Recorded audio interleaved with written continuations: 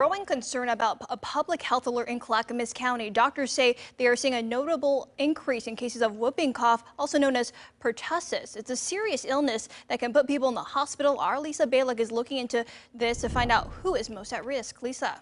Well, keep in mind, most people do get vaccinated for this disease, but not all, and they should think about it because consider this. Almost half of babies under a year old who get this need to be hospitalized. It's a big reason there's worry about what's happening here now. And you're wondering, why am I still coughing several weeks after this cold has gone? It's likely you have pertussis, known as whooping cough. It's named after the sound you make gasping for air between coughing fits that can last for months. Clackamas County says so far there have been 60 confirmed cases in the past several months. The bacterial infection spreads through coughs and sneezes. There's been an increase in whooping cough among school-age kids, especially high school students.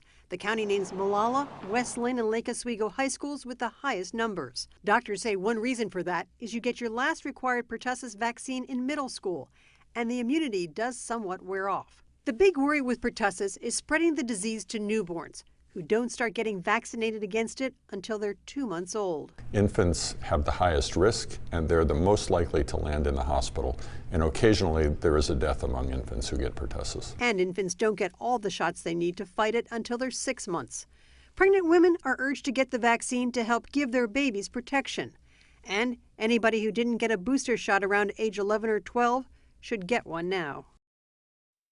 And I found out today, so far, there are more than 350 cases of whooping cough in Oregon this year.